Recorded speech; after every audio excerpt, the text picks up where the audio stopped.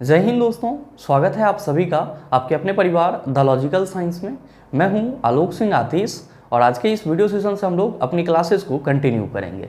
जी हां दोस्तों, जैसा कि आप सबों को मालूम है कि पिछले 3-4 दिन से पूजा को लेकर के क्लासेज अनियमित थी, तो अब पूजा खत्म हो चुका है, मूर्ति भी विसर्जित हो चुका है और उम्मीद करते हैं कि आप सभी भी अच्छे से पूजा किए होंगे और आप अपने पढ़ाई पे लौट आए होंगे। मेरे मित्र, आज के इस सेशन में हम लोग यकृत को कंप्लीटली रूप से रिवाइज करेंगे। रिवाइज करने का मतलब यकृत से संबंधित जो भी महत्वपूर्ण जानकारी है उसको पहले हम लोग थ्योरेटिकली डिस्कस करेंगे और फिर इससे संबंधित जो आपके पिछले ग्रुप डी और एनटीपीसी एग्जाम में क्वेश्चन पूछे गए हैं उसको सॉल्व करेंगे। साथ ही आपकी जानकारी के लिए बताना चाहूँगा कि आज के इस सेशन का जो भी क्वेश्चन है उसका PDF आपको कहाँ मिलेगा, यह हमारे टेलीग्राम ग्रुप से मिल जाएगा, जिसका लिंक मैंने नीचे डिस्क्रिप्शन में डाल दिया है, आप वहाँ से जाकर के ले सकते हैं। साथ ही अगर आप में से कोई मित्र चाहते हैं बचे हुए समय में साइंस को कंप्लीट रिवाइज करना, तो आप जुड़ सकते हैं हमारे साथ इस अर्जुना बायो बैच में और लक्ष्य फिजिक्स केमिस्ट्री बैच में। दोस्तों, इस बैच से संबंधित किसी भी तरह की जानकारी के लिए आप दिए गए नंबर पर कॉल या व्हाट्सएप कर सकते हैं। बहरहाल, आइए अपने सेशन की शुरुआत करते हैं और देखते हैं एग्जाम रेलेवेंट क्या कुछ सीख पाते हैं। अब हम लोग बात कर लेते हैं सीधे सीधे यकृत की। मेरे मित्र ध्यान में रखेंगे कि यकृत को हम लोग इंग्लिश में क्या कहते हैं, तो गुरुजी इसी को हम लोग इंग्लिश में लीवर कहते हैं। और सबसे अहम चीज़ ध्यान में रखिएगा, आपके एग्जाम में बार बार पूछा जाता है कि आपके शरीर की सबसे बड़ी ग्रंथि किसको बोला जाता है। आप सभी क्या कहेंगे कि हमारे शरीर की सबसे बड़ी ग्रंथि यकृत को बोला जाता है। और अगर आपको ये चीज़ याद ना रहे तो आपको परेशान होने की ज़रूरत नहीं है, मैंने यहाँ पे सारी चीज़ों को लिख दिया है।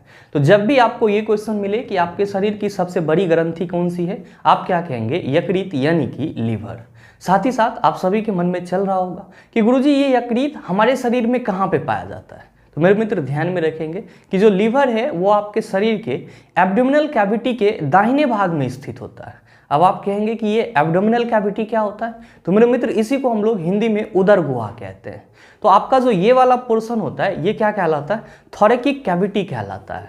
और थोरेकिक कैविटी का जो नीचे वाला भाग है इसी को क्या बोला जाता है, एब्डोमिनल कैविटी बोला जाता है। यानी कि आपका जो ये वाला पोर्शन है इससे नीचे का जो भाग है इसको क्या बोला जाता है, एब्डोमिनल कैविटी बोला जाता है। और एब्डोमिनल कैविटी के दाहिने भाग में क्या स्थित होता है, तो लीवर स्थित होता है, जो कि क्या होता है, शरीर की सबसे बड़ी ग्रंथि होती है। और साथ ही ध्यान में रखेंगे कि आपके यकृत का भार कितना होता है, तो 1.5 से 2 kg होता है। कितना होता है, 1.5 से 2 kg होता है। तो यहाँ पे जो 3 पॉइंट लिखा हुआ है ये तीनों ही आपका क्वेश्चन है, आप इसका हमेशा ख्याल रखेंगे कि यकृत आपका कहाँ पाया जाएगा, तो आपके एब्डोमिनल कैविटी के दाहिने भाग में यानी कि उदर गुहा के दाहिने भाग में स्थित होगा। भार इसका कितना होगा, तो 1.5 से 2 kg होगा। और इसको क्या बोला जाता है, तो शरीर की सबसे बड़ी ग्रंथि बोला जाता है। मेरे मित्र ध्यान में रखेंगे कि यकृत का मेन कार्य क्या होता है। अगर आपसे कोई ये पूछ दे कि जरा सा ये बताओ कि यकृत का प्रमुख कार्य क्या है, तो आप सभी ध्यान में रखेंगे कि यकृत का प्रमुख कार्य होता है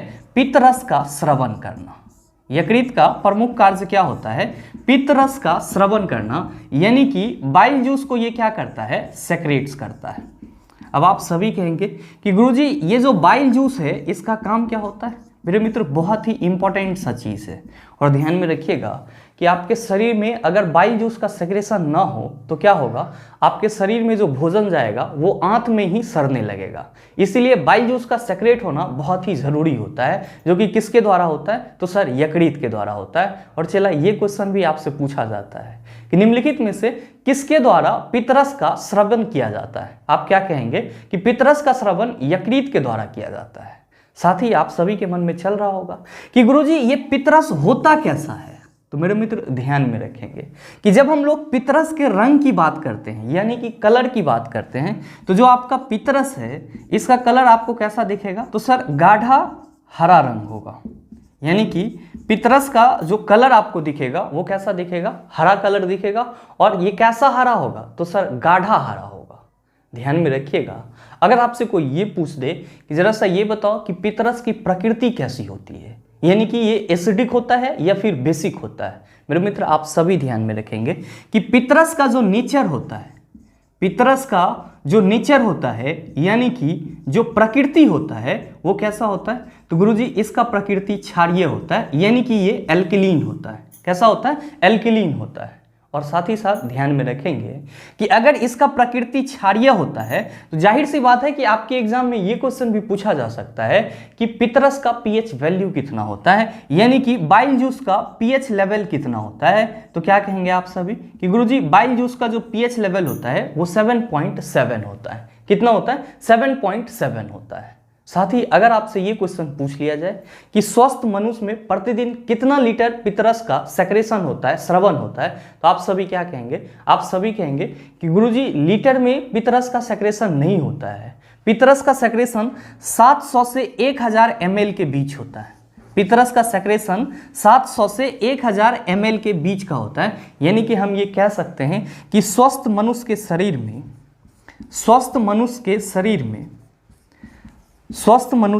शरीर में पर डे यानी कि प्रतिदिन कितना ml पितरस बनता है? आप कहेंगे 700 से 1000 ml पितरस बनता है। अब आप सभी कहेंगे कि ठीक है, ये पितरस है, इसको हम समझ रहे हैं, लेकिन ये बताओ कि इस पितरस का काम क्या होता है? तो मेरे मित्र, मैंने आपको पहले ही बोला कि अगर आपके बॉडी में पितरस का सेक्रेशन ना हो तो जो आपके बॉडी में भोजन जाता है वो क्या हो जाएगा सर? सड़ना शुरू हो जाएगा। तो पहला चीज़ तो आप ये कह सकते हैं कि गुरुजी ये जो पितरस है ये भोजन को सड़ने से बचाता है। अच्छा, ध्यान में रखिएगा कि एक्चुअली में जो आपका पितरस होता है ये भोजन को क्या करता है? क्षारीय बना देता है। कैसा बना देता है? बेसिक टाइप बना देता है। आप कहेंगे सर भोजन क्षारीय कैसे बना देता है? क्या इससे पहले अम्लीय होता है? जी सर, ध्यान में रखेंगे, अभी जस्ट मैंने आपको बताया भी है कि आपके स्टमक में जो भोजन का पाचन होता है और भोजन जो आपका काइम में बदल जाता है, इस काइम की प्रकृति कैसी होती है? तो आप सभी कहते हैं एसिडिक होती है, यानी कि अम्लीय होता है। और यही अम्लीय भोजन कहाँ पे आता है? छोटी आंत में आता है।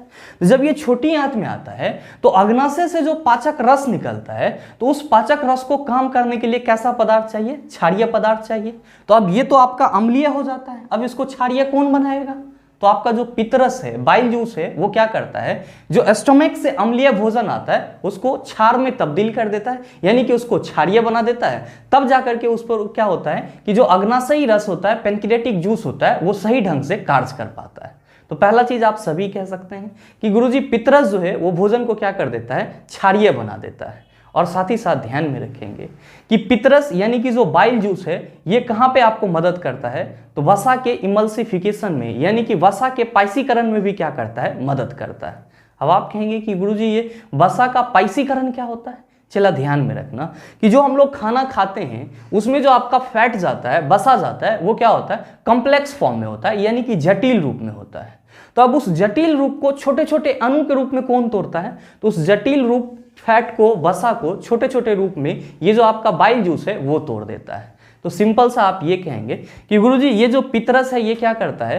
तो जो एसिडिक भोजन होता है उसको क्षारीय बना देता है और वसा का क्या करता है? पाइसीकरण करता है, यानी कि इमल्सिफिकेशन करता है। साथ ही साथ ध्यान में रखेंगे कि ये जो पितरस है इसका संचयन कहाँ पे होता है? ये क्वेश्चन भी आपसे पूछा जाता है। तो आप सभी कहेंगे कि गुरुजी पितरस का संचयन यानी कि बाइल जूस का जो स्टोरेज है वो एक छोटी थैलीनुमा संरचना में होती है और उसी छोटी थैलीनुमा संरचना को हम लोग क्या कहते हैं? पित्ताशय कहते हैं। उसी छोटी थैलीनुमा संरचना को हम लोग क्या कहते हैं? पित्ताशय कहते हैं, जिसको इंग्लिश में क्या बोला जाता है? तो गुरुजी इसी को इंग्लिश में गोल ब्लैडर बोला जाता है। क्या बोला जाता है? Gall bladder. तो आप सभी क्या याद रखेंगे कि पितरस कहाँ से निकलता है? लीवर से निकलता है, यकृत से निकलता है। स्टोर कहाँ पे होता है? तो गोल ब्लैडर में होता है। गोल ब्लैडर क्या है? तो एक छोटी थैलीनुमा संरचना है। अब आप कहेंगे कि सर अभी जस्ट आपने पितरस का कार्य बताया, उसको तो हम लोग भूल जाएंगे। तो आपको भूलना नहीं है, वीडियो को पॉज करके पहले आप इन सारी चीज़ों को नोट डाउन कर लीजिए, फिर हम लोग पितरस का क्या कार्य होता है इसको भी लिख करके समझ लेते हैं। अब हम लोग बात कर लेते हैं पितरस के कार्य की। ध्यान में रखिएगा कि जब हम लोग इसके फंक्शन की बात करते हैं तो दो ही इसका मेन फंक्शन होता है। पहला चीज़ क्या होता है कि ये अमाशय से ग्रहणी में आए भोजन को क्या करता है? क्षारीय बना देता है। ध्यान में रखिएगा कि ग्रहणी को हम लोग इंग्लिश में क्या कहते हैं? तो गुरुजी इसको हम लोग इंग्लिश में ड्यूडेनम कहते हैं। और ये आपका किस आंत का हिस्सा है? आप सभी कहेंगे छोटी आंत का हिस्सा है। और मैंने आपको पीछे के सेशन में बताया है कि आपका जो स्मॉल इंटेस्टाइन है, आपका जो स्मॉल इंटेस्टाइन है, छोटी आंत है, ये कितने भाग में बटा हुआ है? तो 3 भाग में बटा हुआ है। कौन कौन सा? तो पहला पार्ट आपका है ड्यूडेनम। पहला पार्ट आपका कौन सा है? ड्यूडेनम। दूसरा पार्ट आपका कौन सा है? तो सर दूसरा है जेजुनम, और तीसरा पार्ट आपका कौन सा है, तो गुरुजी तीसरा है इलियम। और ये ड्यूडेनम, जेजुनम और इलियम क्या हो जाता है, तो आपके छोटी आंत का भाग हो जाता है। और ड्यूडेनम को ही हम लोग हिंदी में क्या कहते हैं, तो सर इसी को हम लोग हिंदी में ग्रहणी कहते हैं। और यहाँ पे क्या लिखा है मैंने कि एस्टोमैक से ग्रहणी में आए हुए भोजन को क्षारीय बनाना, यानी कि आपके आमाशय में जो भोजन आपका काइम के रूप में परिवर्तित हो जाता है उसको ये क्या करता है, क्षार में तब्दील कर देता है, या फिर उसके नेचर को क्षारीय कर देता है। और इसका दूसरा सबसे अहम काम क्या होता है, तो वसा का पाइसीकरण करना होता है। ध्यान में रखेंगे कि वसा का पाइसीकरण को हम लोग क्या कहते हैं इंग्लिश में, इमल्सिफिकेशन कहते हैं। क्या कहते हैं, इमल्सिफिकेशन। तो जब भी आपसे कोई ये पूछे कि फैट का इमल्सिफिकेशन किसके द्वारा होता है, आप कहेंगे पितरस के द्वारा होता है। और एक छोटा सा चीज ध्यान में रखेंगे कि पितरस में किसी भी प्रकार का एंजाइम नहीं पाया जाता है। तो अगर आपसे कोई ये पूछ दे कि जरा सा ये बताओ कि पितरस में कौन सा एंजाइम रहता है, आप क्या कहेंगे कि इसमें कोई भी एंजाइम नहीं रहता है। तो आप चाहें तो यहाँ पे नोट करके लिख सकते हैं, नोट करके इस पॉइंट को मेंशन कर लेंगे कि पितरस में किसी प्रकार का एंजाइम, या पितरस में किसी भी प्रकार का एंजाइम नहीं पाया जाता है, किसी भी प्रकार का एंजाइम नहीं पाया जाता है।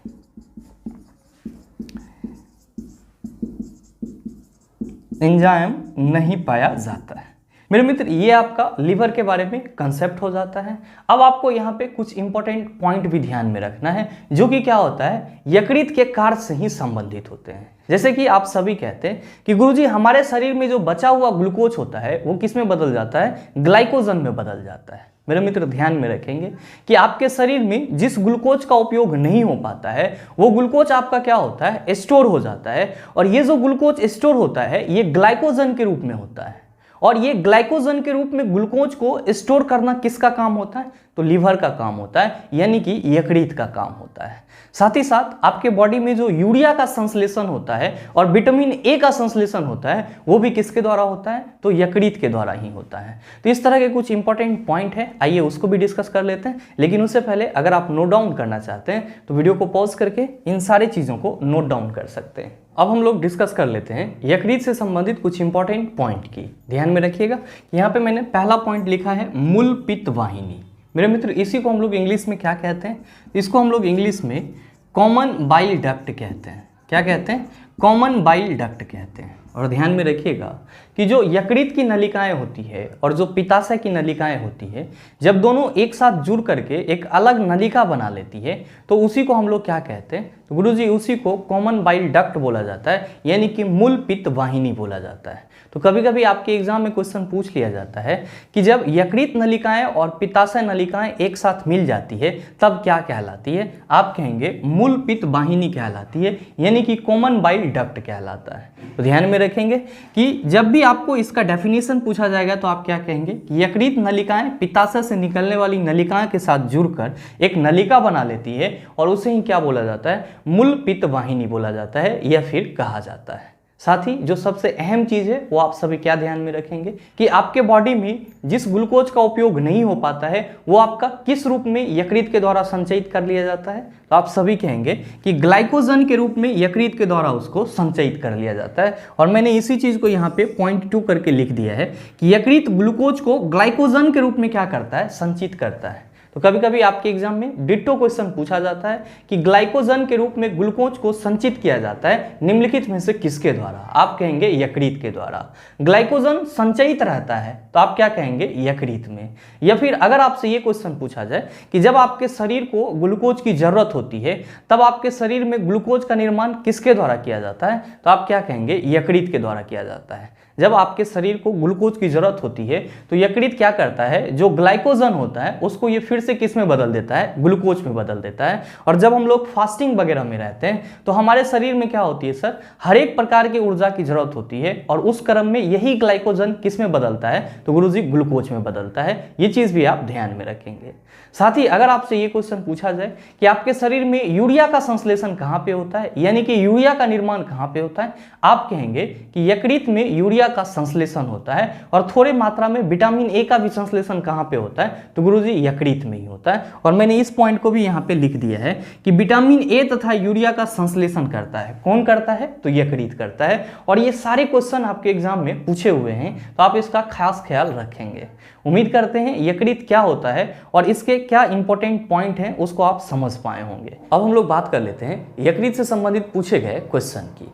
मेरे मित्र ध्यान में रखिएगा कि यकृत से संबंधित जितना मैंने आपको बताया है, अगर इतनी सी बात आपके माइंड में रहता है तो मेरे समझ से आपको यकृत से संबंधित टफ लेवल का क्वेश्चन दे दिया जाए या फिर बेसिक लेवल का क्वेश्चन दे दिया जाए, किसी भी प्रकार का क्वेश्चन दिया जाएगा तो आप उसको आसानी से सॉल्व कर सकते हैं। बहरहाल आज के इस सेशन का जो पहला क्वेश्चन है, क्वेश्चन नंबर 1, क्या पूछा जा रहा है आपसे पूछा जा रहा है कि मानव शरीर का सबसे बड़ा आंतरिक अंग कौन सा है।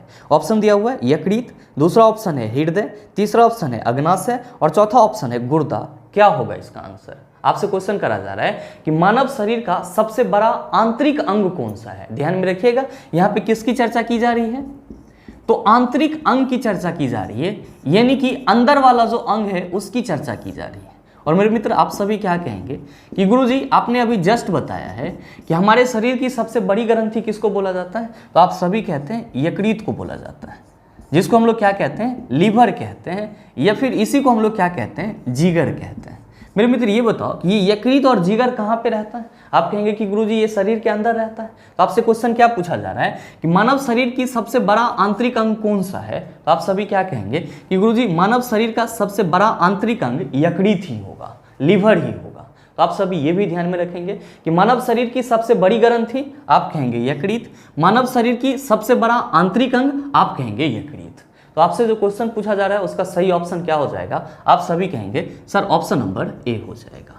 साथ ही आप सभी कहेंगे कि सर हमारे ऑप्शन में हृदय भी दिया हुआ है। तो मेरे मित्र आप सबों को मालूम होगा कि हृदय आपका किस तंत्र का हिस्सा है? आप कहेंगे परिसंचरण तंत्र का हिस्सा है, यानी कि ट्रांसपोर्टेशन सिस्टम का हिस्सा है। और हृदय का काम क्या होता है? तो गुरुजी ये शरीर में ब्लड को पंप करता है। आप कहेंगे कि सर हमारे ऑप्शन में अग्नाशय भी दिया हुआ है। तो ध्यान में रखिएगा कि अग्नाशय को हम लोग इंग्लिश में क्या कहते हैं? इसी को हम लोग इंग्लिश में पेनक्रियाज कहते हैं। और नो डाउट आप सबों को मालूम होगा कि अग्नाशय किस में मदद करता है? तो आप कहते हैं भोजन के पाचन में मदद करता है। और साथ ही साथ अगर आपसे ये क्वेश्चन पूछा जाए कि पूर्ण पाचक रस कहाँ से निकलता है, पूर्ण पाचक रस कहाँ से निकलता है? तो आप कहेंगे अग्नाशय से निकलता है। और एक सबसे महत्वपूर्ण बात आप सभी ध्यान में रखेंगे कि अग्नाशय को क्या बोला जाता है? तो अग्नाशय को शरीर की दूसरी सबसे बड़ी ग्रंथि बोला जाता है। अग्नाशय को शरीर की दूसरी सबसे बड़ी ग्रंथि बोला जाता है। ये चीज़ भी मैंने आपको पीछे के क्लास में पढ़ाया है, तो आप सभी इसको भी अपने माइंड में रखेंगे। तो अगर आपसे क्वेश्चन ये पूछा जाए कि मानव शरीर का सबसे बड़ा ग्रंथि, आप क्या कहेंगे? यकृत। और मानव शरीर की दूसरी सबसे बड़ी ग्रंथि, तो आप क्या कहेंगे? पेनक्रियाज यानी कि अग्नाशय। आप कहेंगे कि सर हमारे ऑप्शन में गुर्दा भी दिया हुआ है। नो डाउट आप सभी समझ रहे होंगे, इसी को हम लोग क्या कहते हैं? किडनी कहते हैं। और इसका मेन काम क्या होता है? तो आप कहते हैं सर फिल्ट्रेशन का काम होता है। उम्मीद करते हैं समझ पाए होंगे। चलते हैं अगले क्वेश्चन की तरफ। आपका जो अगला क्वेश्चन है, क्वेश्चन नंबर 2, बड़ा ही आसान सा सवाल। ये भी आपसे पूछा जा रहा है कि कौन सा पदार्थ पित्ताशय में संग्रहित और सांद्रित होता है। ऑप्शन दिया हुआ है लसिका, दूसरा ऑप्शन है पानी, तीसरा ऑप्शन है रक्त, चौथा ऑप्शन है पित्त। आपसे क्वेश्चन करा जा रहा है कि इन चारों में से कौन सा पदार्थ पित्ताशय में संग्रहित और सांद्रित होता है। मेरे मित्र आप सभी क्या कहते हैं? आप सभी कहते हैं कि गुरुजी हमारे शरीर में जो पित्तरस निकलता है, हमारे शरीर में जो पित्तरस निकलता है, जिसको हम लोग क्या कहते हैं? बाइल जूस कहते हैं। एक्चुअली में ये पित्तरस कहाँ से स्रावित होता है? तो आप कहते हैं कि सर ये तो यकृत से स्रावित होता है, यानी कि लीवर से स्रावित होता है। और मेरे मित्र आप सभी ध्यान में रखेंगे यही पित्तरस कहाँ पे स्टोर होता है? तो आप कहते हैं कि गुरुजी पित्तरस का जो संचयन होता है, यानी कि स्टोर होता है, वो कहाँ पे होता है? पित्ताशय में होता है। कहाँ पे होता है? पित्ताशय में होता है, जिसको हम लोग इंग्लिश में क्या कहते हैं? तो गुरुजी इसको हम लोग इंग्लिश में गोल ब्लैडर कहते हैं। क्या कहते हैं? गोल ब्लैडर कहते हैं। आपसे क्वेश्चन क्या करा जा रहा है? क्वेश्चन करा जा रहा है कि कौन सा पदार्थ पित्ताशय में संग्रहित और सांद्रित होता है। आप क्या कह रहे हैं कि पित्ताशय में जो है वो पित्त संग्रहित होता है, यानी कि स्टोर होता है। तो जाहिर सी बात है कि ये सांद्रित भी कहाँ होगा? पित्ताशय में ही होगा। तो आपसे जो क्वेश्चन पूछा जा रहा है उसका सही आंसर क्या होगा? आप सभी कहेंगे सर ऑप्शन नंबर डी हो जाएगा। उम्मीद करते हैं समझ पाए होंगे। चलते हैं अगले क्वेश्चन की तरफ। आपका जो अगला क्वेश्चन है, क्वेश्चन नंबर 3, बड़ा ही हलवा सा सवाल। आपसे पूछा जा रहा है कि मानव शरीर का एकमात्र अंग जो पुनः विकसित पुनः सृजित हो सकता है। ऑप्शन दिया हुआ है तिल्ली, दूसरा ऑप्शन है दिमाग, तीसरा ऑप्शन है जिगर, चौथा ऑप्शन है अग्नाशय। बताइए ना बनेगा, आसानी से बन जाएगा। आप सभी कहेंगे कि सर आपने अभी जस्ट थ्योरी वाले पोर्शन में बताया है कि हमारे शरीर में यकृत ही एक ऐसा अंग है जो फिर से विकसित हो सकता है। अगर किसी कारणवश से यकृत खराब हो जाए तो वो फिर से डेवलप हो सकता है, यानी कि वो रीजेनरेट हो सकता है। तो आपसे जो क्वेश्चन पूछा जा रहा है उसका सही आंसर क्या होगा? आप सभी कहेंगे कि सर ऑप्शन नंबर सी हो जाएगा। काहे? तो सर यकृत को ही हम लोग क्या कहते हैं? तो यकृत को ही हम लोग जिगर कहते हैं। क्या कहते हैं? जिगर कहते हैं। उम्मीद करते हैं समझ पाए होंगे। चलते हैं अगले क्वेश्चन की तरफ। आपका जो अगला क्वेश्चन है, क्वेश्चन नंबर 4, बड़ा ही हलवा सा सवाल। आपसे पूछा जा रहा है कि मानव पाचन तंत्र में डैश से पितरस का स्राव होता है। ऑप्शन दिया हुआ है यकृत, दूसरा ऑप्शन है छोटी आंत, तीसरा ऑप्शन है उदर और चौथा ऑप्शन है अग्नाशय। बताइए ना बनेगा? आप सभी कहेंगे सर आसानी से बन जाएगा, क्योंकि आपने पूरे सेशन में तो सिर्फ यही सिखाया है कि जो पितरस है उसका स्रावन कहाँ से होता है? यकृत से होता है। तो हमारे इस क्वेश्चन का सही आंसर क्या होगा? आप सभी कहेंगे सर ऑप्शन नंबर ए हो जाएगा। उम्मीद करते हैं समझ पाए होंगे। चलते हैं अगले क्वेश्चन की तरफ। आपका जो अगला क्वेश्चन है, क्वेश्चन नंबर 5, क्या पूछा जा रहा है आपसे? आपसे पूछा जा रहा है कि पाचन के दौरान पित्त की भूमिका डैश होती है। ऑप्शन दिया हुआ है वसा का अवशोषण, दूसरा ऑप्शन है वसा का पाइसीकरण, तीसरा ऑप्शन है वसा का उत्सर्जन, चौथा ऑप्शन है वसा का पाचन। बताइए ना बनेगा? आसानी से बन जाएगा। आप सभी कहेंगे कि सर अभी जस्ट आपने बताया है, क्या बताया है कि पितरस का मुख्य कार्य क्या होता है? तो आप सभी कहते हैं कि गुरुजी पितरस का मुख्य कार्य होता है वसा का पाइसीकरण करना। वसा का पाइसीकरण करना। मेरे मित्र ध्यान में रखेंगे, पाइसीकरण को हम लोग इंग्लिश में इमल्सिफिकेशन कहते हैं। क्या कहते हैं? इमल्सिफिकेशन कहते हैं। अच्छा, पाइसीकरण में क्या होता है? तो वसा का जो बड़ा अणु होता है वो पितरस के द्वारा क्या होता है? तो गुरुजी छोटे छोटे अणु में तोड़ दिया जाता है, और इसी प्रक्रिया को हम लोग क्या कहते हैं? इमल्सिफिकेशन ऑफ फैट कहते हैं। और ये किसके द्वारा होता है? आप कहेंगे कि सर पितरस के द्वारा होता है। आपसे जो सवाल पूछा जा रहा है कि पाचन के दौरान पित्त की भूमिका डैश होती है, आप सभी सीधे शब्दों में कहेंगे पित्त की भूमिका वसा का पाइसीकरण करना होता है। और इसीलिए हमारे इस क्वेश्चन का सही आंसर क्या हो जाएगा? आप सभी कहेंगे कि Guruji option number B is the right answer of this question. उम्मीद करते हैं समझ पाए होंगे। चलते हैं अगले क्वेश्चन की तरफ। आपका जो अगला क्वेश्चन है, क्वेश्चन नंबर 6, क्या पूछा जा रहा है आपसे? आपसे पूछा जा रहा है कि यकृत डैश कार्य करता है। ऑप्शन दिया हुआ है श्वसन, दूसरा ऑप्शन है उत्सर्जन, तीसरा ऑप्शन है परिसंचरण, चौथा ऑप्शन है पाचन। बताइए क्या होगा इसका आंसर? आपसे क्वेश्चन करा जा रहा है कि यकृत डैश कार्य करता है। तो मेरे मित्र आप ये बताइए कि यकृत के बारे में आप क्या समझते हैं? तो आप सभी कहते हैं कि गुरुजी यकृत जो है ये क्या है? सहसंबंध पाचक ग्रंथि है। यकृत जो है वो क्या है? सहसंबंध पाचक ग्रंथि है, जिसको हम लोग इंग्लिश में क्या कहते हैं? एसोसिएटेड डाइजेस्टिव ग्लैंड कहते हैं। क्या कहते हैं? एसोसिएटिव डाइजेस्टिव ग्लैंड कहते हैं। और जनरली हम लोग यकृत के बारे में क्या समझते हैं? तो हम सभी कहते हैं कि गुरुजी ये भोजन के पाचन में मदद करता है। किस में मदद करता है? भोजन के पाचन में मदद करता है। तो आपसे जो क्वेश्चन पूछा जा रहा है कि यकृत डैश कार्य करता है, तो आपका पहला ऑप्शन दिया हुआ है श्वसन। आप सभी क्या कहेंगे कि गुरुजी यकृत श्वसन की किसी भी प्रक्रिया में भाग नहीं लेता है।